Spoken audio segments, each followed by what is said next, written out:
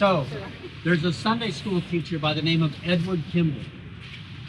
He's teaching his boys' Sunday school class, and one day a young man walks into the classroom. This young man had never been in a Sunday school classroom before. He had very little knowledge of the Bible, and Edward Kimball said, our lesson today is on the book of John, and he handed the young man a closed Bible. The young man was frantically looking at the beginning of the Bible, looking for the Gospel of John, and it wasn't there.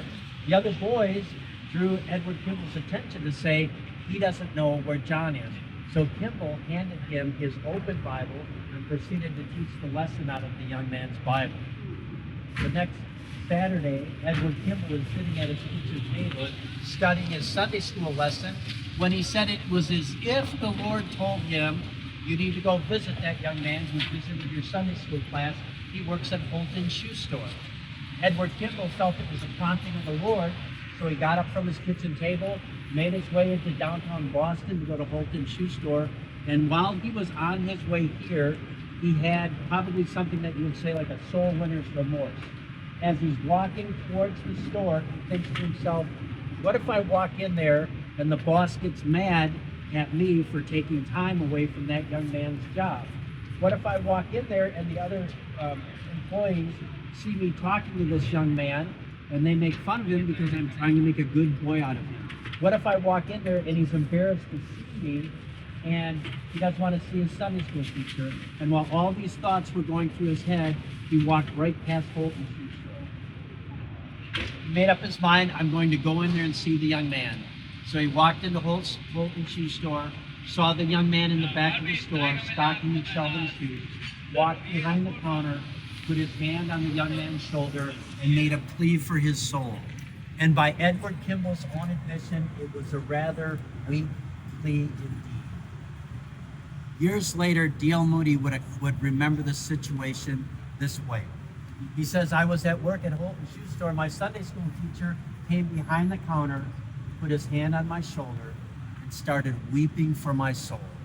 And he said, I thought, this is a very strange thing.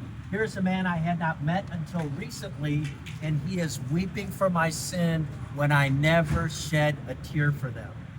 Then D.L. Moody said, I know now what it is to have a passion for souls and to have compassion on others. One unsaved biographer of D.L. Moody said that D.L. Moody personally depleted the ranks of hell by 3 million souls.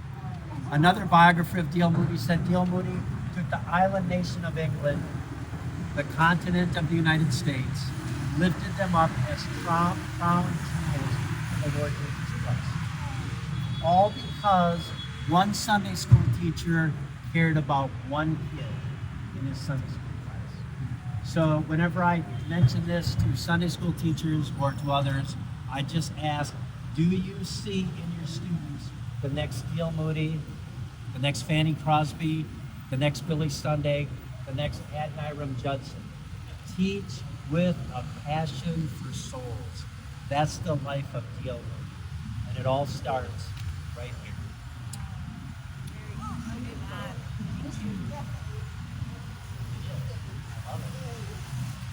All right. Where the shoe store was? The Holton shoe store was right here. Yep. It's in a shoe store on this site, April 21st, 1855.